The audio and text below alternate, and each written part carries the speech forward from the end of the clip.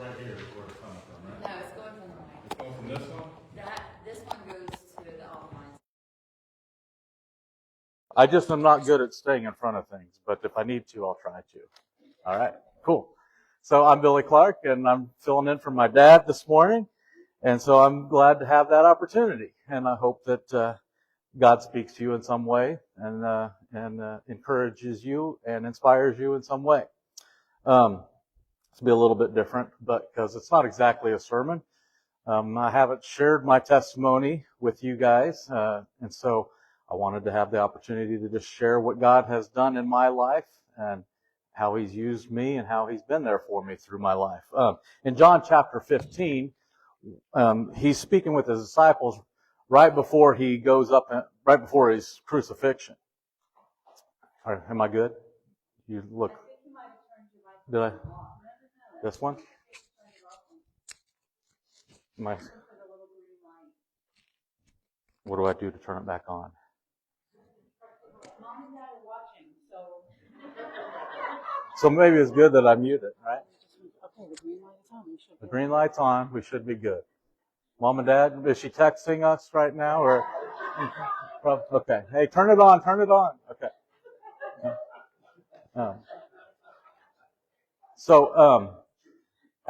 Towards the end of Jesus' life, right before He goes before His crucifixion and everything, he's talking to His disciples, and He says, when the advocate comes, whom I will send to you from the Father, the Spirit of truth which goes out from the Father, He will testify concerning me, and you must testify also because you have been with me from the beginning.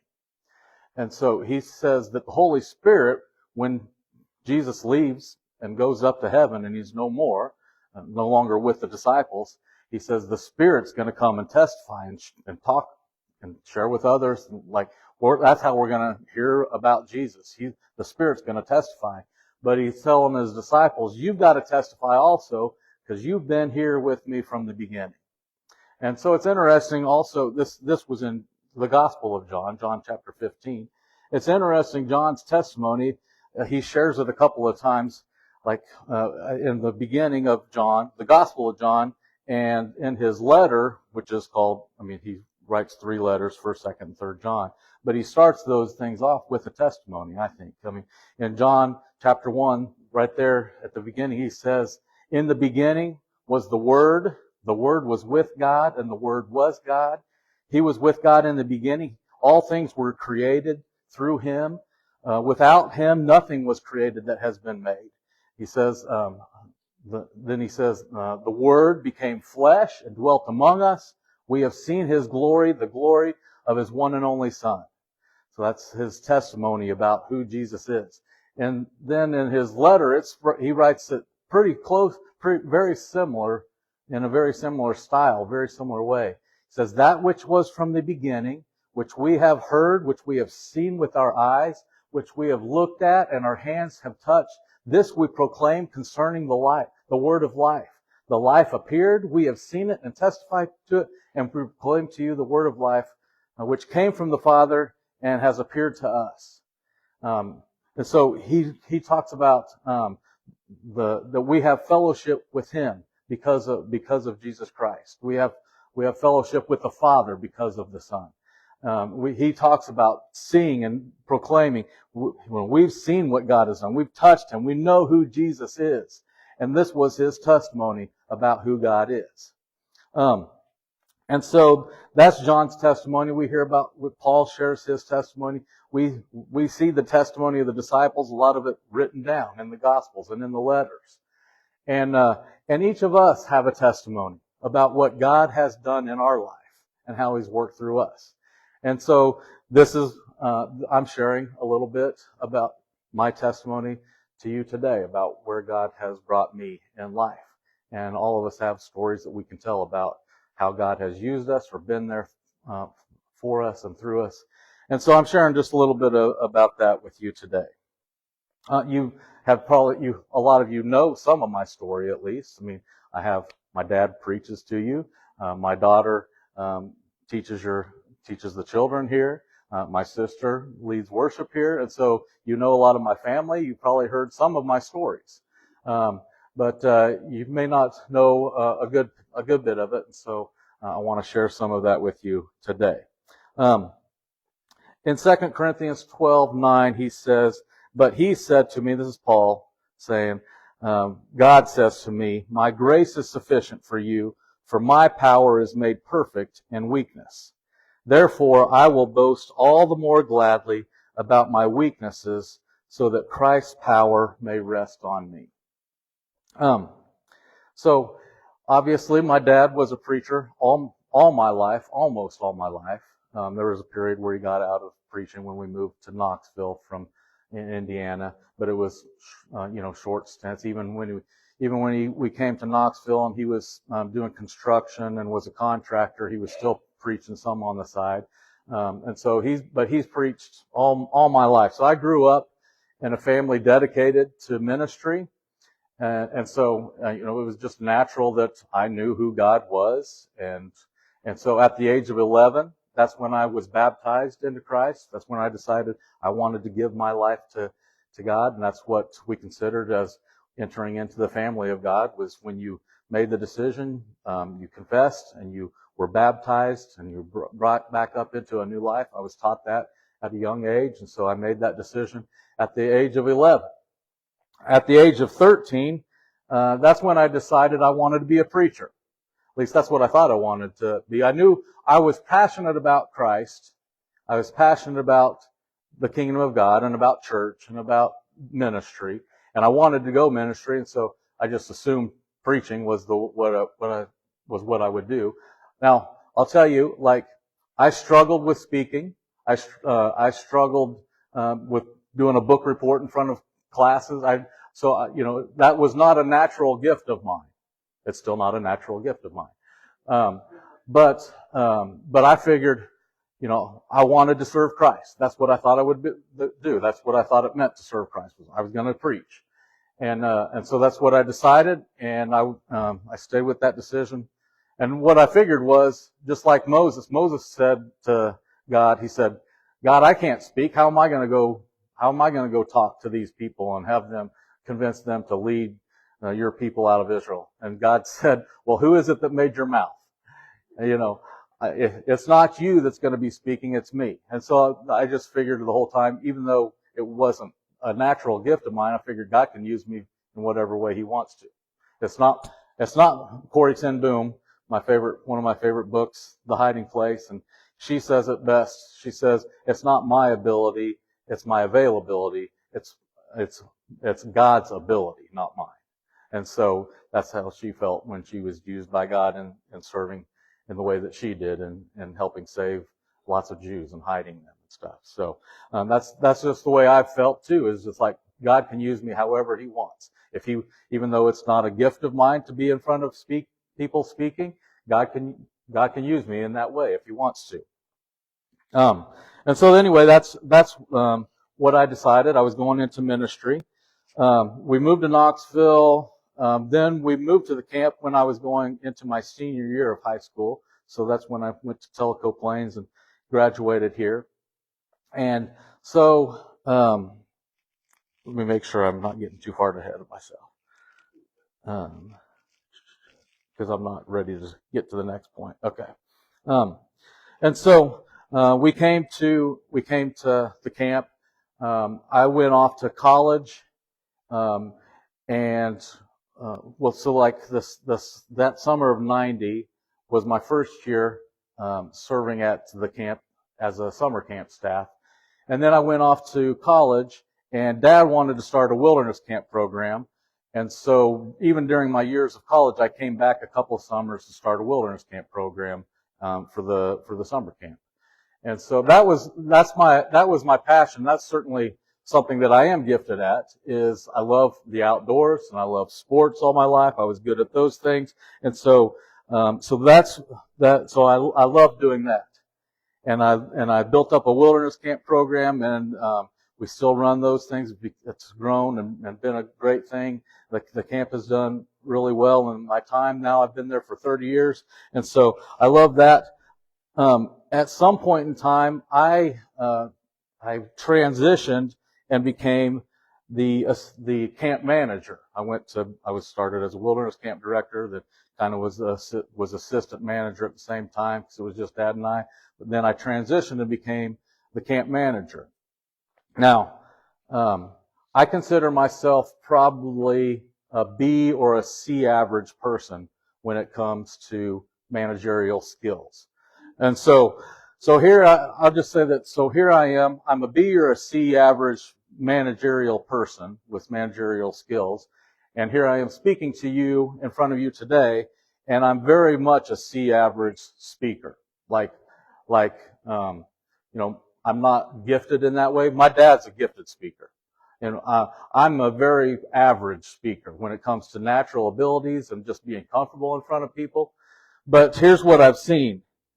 In my time at camp, even though I'm a B or a C average in what my capabilities are, God takes that and He takes my loaves and fish and He turns them into an A+. Like He does great things. In my time at the camp, in my 30 years at the camp, I've seen over 14,000 campers come through the camp. I've seen over 1,000 baptisms in the lake at the camp.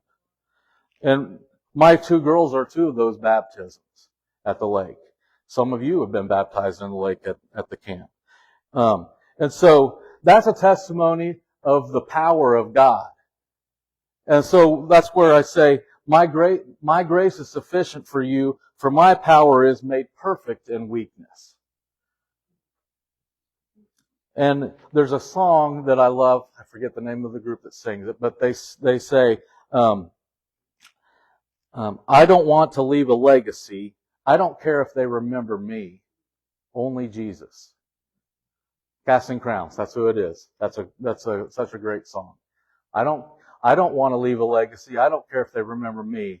It's about Jesus and them knowing who Jesus is, and whatever God can do through me to help people know who Jesus is.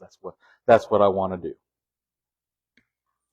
What I am good at is Johnson Bible College. That's where I went. Their motto is that to believe as if everything depends on your faith, to pray as if everything depends on prayer, and to work as if everything depends on work.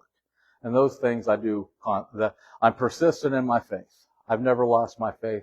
My faith has never wavered. And I believe as if everything depends on God.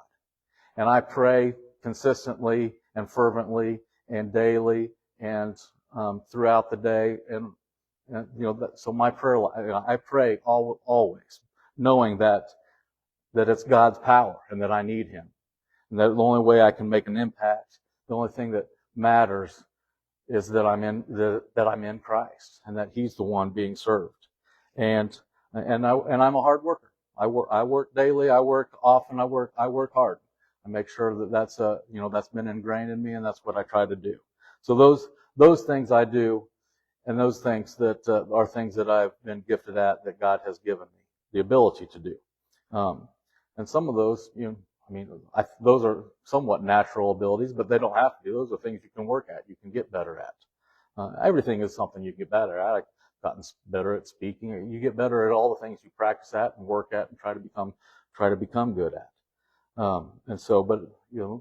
Some things are natural, and you use those gifts. God has given us each spiritual gift, so we're actually gifted in some things. And some of those are natural, God-given, and some are more, you have to work at them to be good at some things. All right. Philippians chapter 1, verse 21 says, "For me to live is Christ, and to die is gain." So the early years at camp, when we first moved to camp, I worked, that first summer there, I was just going into my senior year of high school. I worked with 2 other guys that summer, Jeff Pratt and Ross Moore. They were great guys. We really had a great time. They were fun people. Both of them were headed to Johnson to become ministers themselves. And so, actually, after that first summer, they went off to Johnson, and I was finishing up my senior year of high school. But Dad was preaching at a church down close to Chattanooga in Ooltewah called Mountain View Christian Church down there he was helping out that small little church. And he asked us to be a team of youth ministers and come down on the weekends. And so Jeff and Ross and I, we would go and share this youth ministry. And so it was just a great experience. I got close to those guys. We had a really good time. Jeff so one of the things that would annoy Ross and I about Jeff was that he seemed like he would take the easier jobs and would get tired faster than us. Like we would always be working and he'd get tired.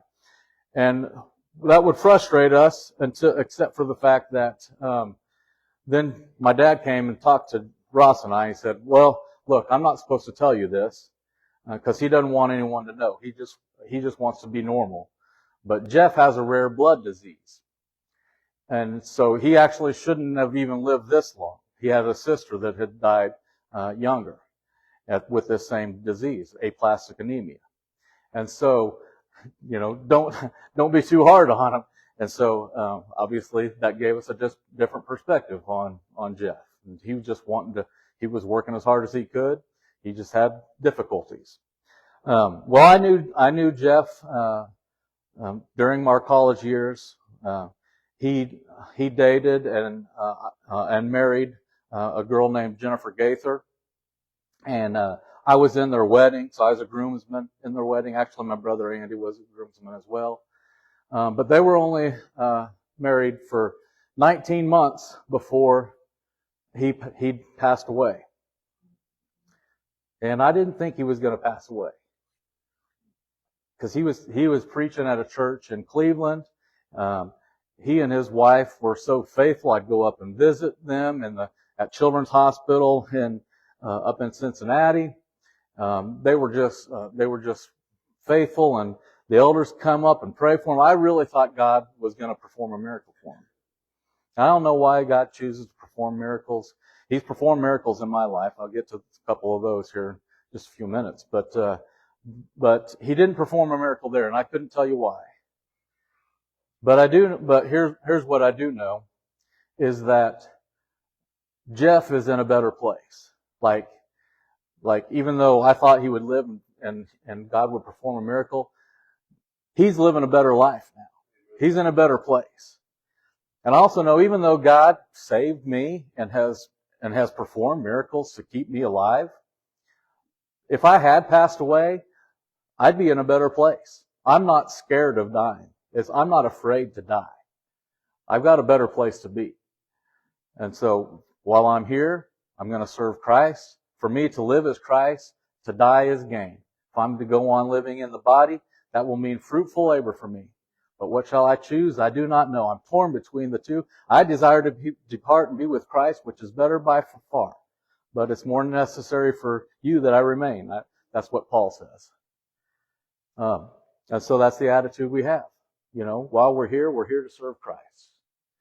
And when we die, we have nothing to fear. We have a better place to be.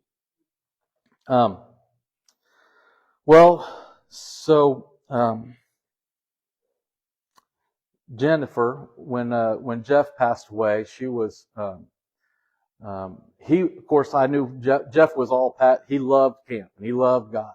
And so after Jeff passed, Jenny wanted to come and be at camp for the summer, because that's where Jeff loved to be, and she loved it there too. Actually, her grandfather was a previous camp manager, so she loved the camp too. So she came, spent a couple months at camp, and after that summer, she and I started seeing and dating each other, and so then about a year later, Jenny and I got married. So that's a little bit of our story, is how we came to know each other and meet each other. And so what first drew me to her was just her faithfulness and courage during that difficult time. And God works everything out for good for those who love Him or who are called according to His purpose. So even though she did lose her first husband, and that was very difficult time for her, God blessed her by giving me to it. So.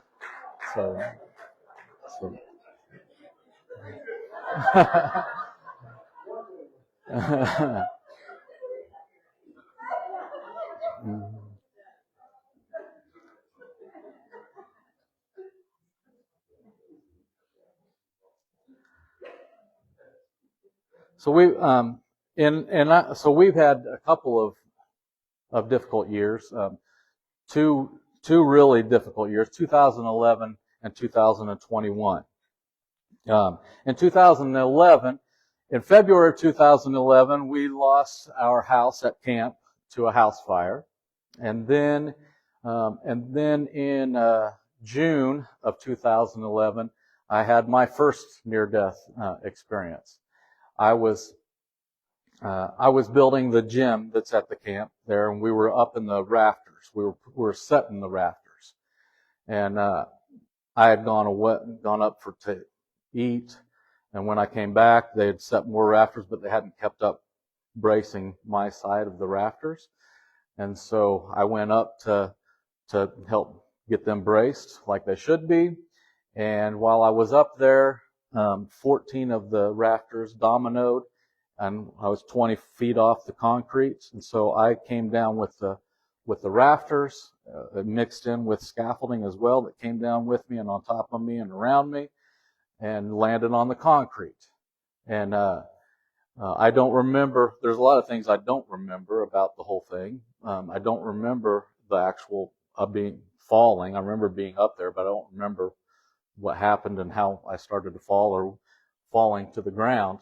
When I was on the ground, I was in and out of consciousness. And so when I'd come to, I remember vividly always saying, is everybody else okay? And I would cry out, help me, Jesus, help me, Jesus. Those were the things I remembered saying over and over again. And there was a lot of concern for me. My face was mangled. They thought my teeth were missing because they couldn't see any, but they were actually all just shoved up in my gums. And so when I went to the hospital, they pulled all those out. While I was down there, my previous brother-in-law, Scott, he was there on the ground, and my finger was hanging from the skin, the upper digit of this finger, whatever finger that is, my right hand ring finger. So he twisted it back together and shoved it hard together and wrapped it real tight, hoping that they could save it, and they did. They did save that. My sister came down I don't know if immediately, because I can't remember all the time frames, but one of the things that she was most afraid of was the swelling that was happening in my stomach. She could tell I was bleeding internally. And in fact, when eventually the Lifestar came, and before I got on the helicopter, I don't remember this, she just told me this. She asked me if I wanted to pray with her, and so I said yes, and she prayed with me before I got on the helicopter, and her prayer was, God, make sure that internal bleeding stops. And it was my liver that was lacerated, and they said before I even got to the hospital that the bleeding had stopped internally. So that was one of the many miracles. I don't have time because I'm sharing a whole bunch of testimony. All these stories are a testimony themselves. I'm just kind of pulling them all together. But God did many miracles during that time. But one of the things, while I'm on the ground, Jen was up in the cafeteria, and she heard that she heard the commotion, and she was heading outside to see what was going on. Somebody came up, told her, "You need to call 911. People have died." That's what they told her. And so she calls 911 and said, "We need ambulances." I think she said it in plural. "We need ambulances here. People have died." In fact, actually, nobody died. I was the worst shape. We had one other person that got a broken nose. So I was the worst shape, and I'm thankful for that. I'm very thankful that I was the only one that had the major injuries. But then she had a feeling that it was me. And so when she went out to go find out, she was headed down. They actually said that it was me. They told her eventually it's Billy, and so she went down. She went down to say goodbye to her second husband, and so she was headed down there, and they tried to stop her because they didn't want her to see me. But she's like, "No, I need to say goodbye," and so she came down to tell me that she loved me and all that. But God saved me.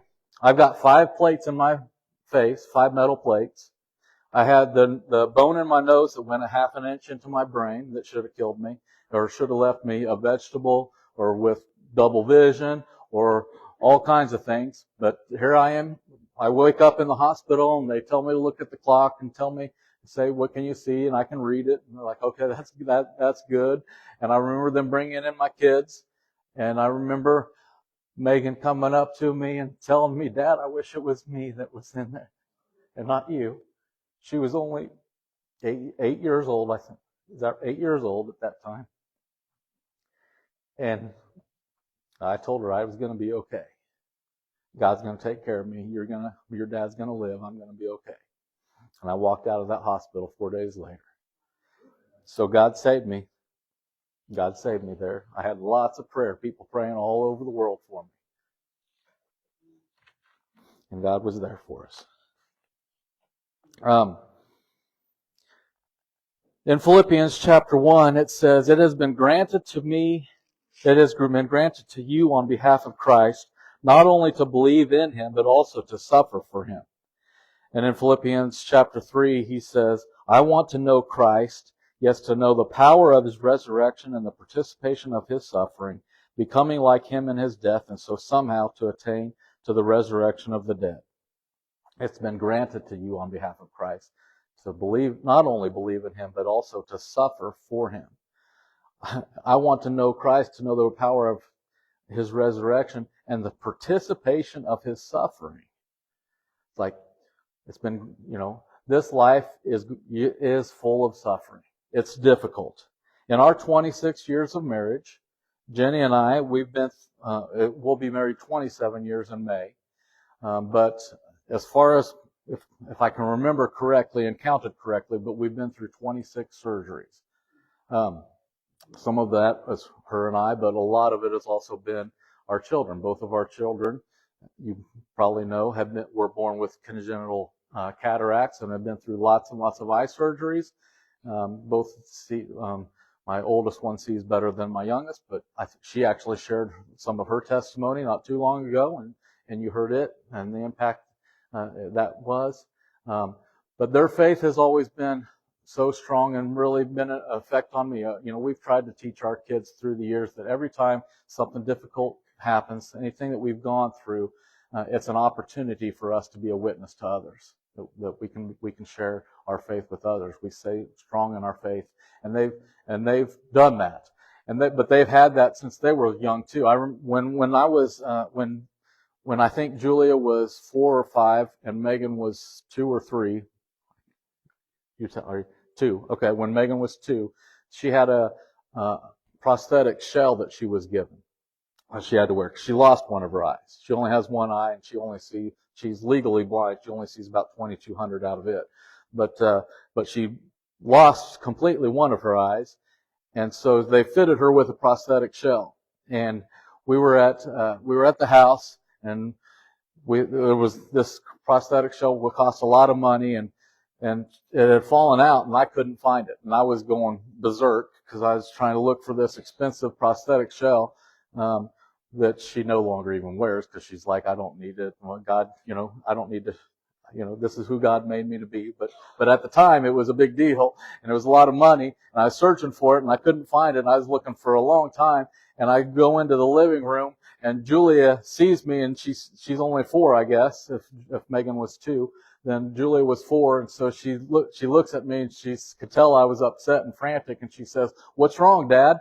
And I said, "I can't find this shell. I got to find it." And she says, "Don't worry, Dad. I'll pray for you." And 5 minutes later, I found that prosthetic shell, because the faith of a child is something. God hears that faith of a child. I pray He hears that faith of a child that's 4 years old now, Irma. She's got a lot of faith too. And man, I hope that she has some good stories to tell one day of God saving her life.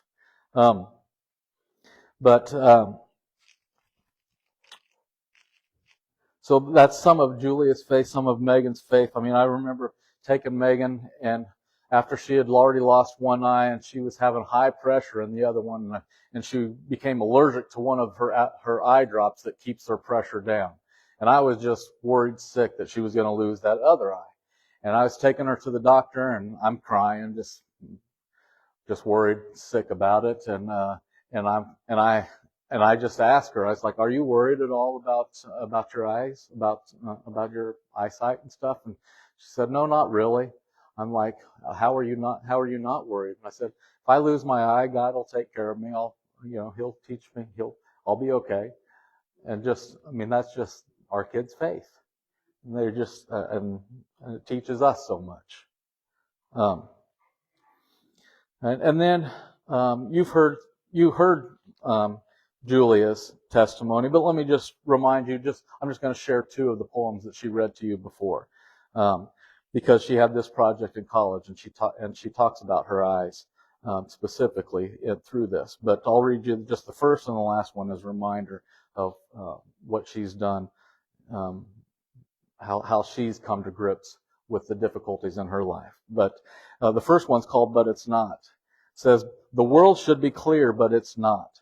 Hospitals should be foreign, but they're not. Dependence should be a choice, but it's not. Life should be fair, but it's not. Babies should be able to see, but I couldn't. All of this I learned at a young age, one too tender to understand such things. Youth should be free from such strife." And then her last one that she wrote, called "I Love My Disability." "At the end of the day, I wouldn't change a thing. I am who I am because of my disability. I impact the world because of, not in spite of, my disability. I am strong and protective and empathetic because of my disability. I see the world the way I do because of my disability. The world, myself, and those around me are different because of my disability. Thank you, God, for my disability. Amen."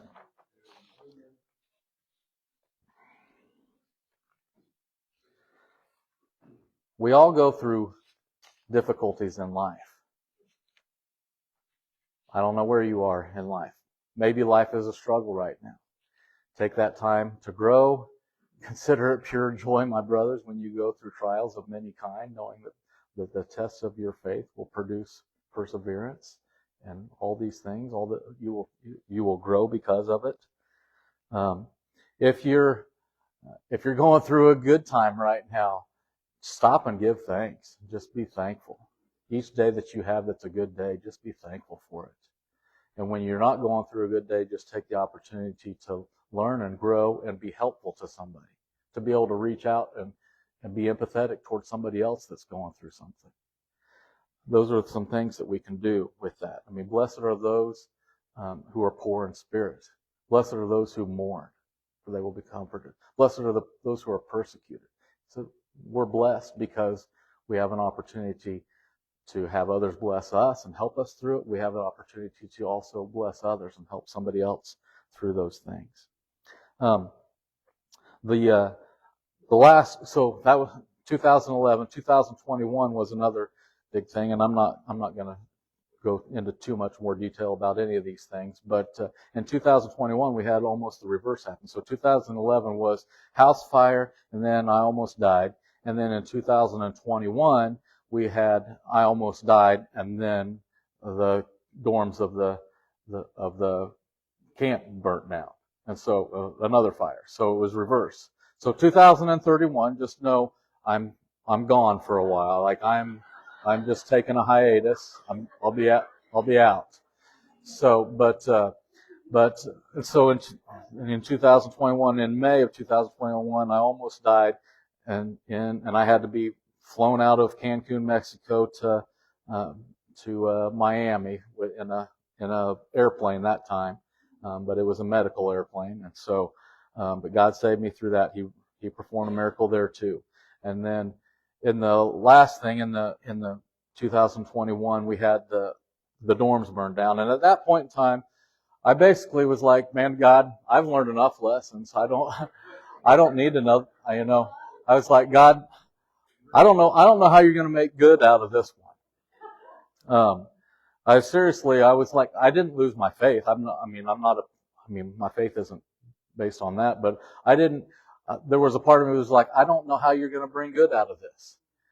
And so I was like the person, and I was like the person that came to Jesus and told Jesus, I believe in you, Lord, but help me in my unbelief. And so I'm like, God, I believe, and I'm not going to not believe, but help me where I'm lacking in my faith. It's one of the things that I do. One of my favorite spiritual disciplines is memorizing Scripture. And so since I was feeling like I was lacking faith there, I decided I would memorize the Hebrews chapter 11, which is the chapter on faith. And so it goes through all kinds of people of faith throughout the Old Testament mainly. And all these people were living by faith when they died. None of them received the things promised. They only saw them and welcomed them from a distance, admitting that they were strangers and foreigners on this earth. People who say such things show that they're looking a country of their own. If they had been thinking of the country they had left, they would have had an opportunity to return. But they were looking for a better country, a heavenly one. Therefore, God is proud to be called their Father, for He has prepared a city for them. And so, they were looking. The people of the old, they were looking for a better country. They had faith in a better country. They had faith in God. They had faith that there was going to be the promised one to come. And it talks about all those people of faith. And the conclusion is actually in the next chapter, chapter 12, verses 1 through 3. And those are some of my favorite verses in all the Bible. It says, therefore, since we are surrounded by such a great cloud of witnesses, let us throw off everything that hinders us and the sin that so easily entangles us, and run with perseverance the race that's marked out for us, fixing our eyes on Jesus, the author and the perfecter of our faith. For the joy set before Him, He endured the cross, scorning its shame, and now sits at the right hand of the throne of God. Consider Him who endured such opposition from sinners, so that you might not grow weary and lose heart. And so whatever we're going through, we fix our eyes on Jesus. We realize that He went through it all for us, that He's gone through even more than we had to go through in life. And here's the thing. As much as I want to say, God, okay, I've learned enough. I don't need to learn any more. The thing is, when you're in this life, there's always going to be something else that's difficult to go through. That's a part of this life. We may not want to, but if you're not going through a difficult time, just be thankful, because you're going to go through more difficult times. That's a part. That's why we long for a better country. We long for a heavenly country, and I look forward to that day. We try to make God has brought His kingdom here. I mean, we are part of His kingdom now, and we're here to make this kingdom better by loving each other and helping each other and being there for each other. But it will never be exactly what heaven is supposed to be until we reach that day, until we have resurrection with Him on that day. And I look forward to that. But until then, we just are thankful for what He has given us, and we bless each other, and we help each other through things. So I hope that this has been an encouragement, an inspiration, some sort of help to you in learning, growing closer in your walk, your faith with Christ. It's a blessing for me to be here and share what God has done for me, through me, help work through our family with, and where our faith is now. So thankful to be in relationship with my wife, who helps me and my family and our family and stay in our faith. And she is one of tremendous faith, and that's what first drew me to her, is the faith that she showed even in the most difficult of circumstances. So, John chapter 15. I mentioned the one I mentioned there is the very last verse of the chapter. So I don't remember the verses, because I just know the verses, but I don't remember the verse number. But I know it. I think it's the very last verse of the chapter, where it talks about the testimony. Is that where? Yeah. Mm-hmm. Mm-hmm. Where it talks about the Spirit testifying, and we must testify also. Thanks for the opportunity. Let's say a prayer, and then I don't know what happens next, but I'll leave it to somebody else to do that. So, okay? All right. Dear God, thank you for this day. Thank you for working in our lives and through us. Thank you for sending your Son as an example of how to live through difficulty and persecution and struggles. Help us through ours, and help us to depend on you and lean on you during those difficult times, and to be a help to others who go through some things similar.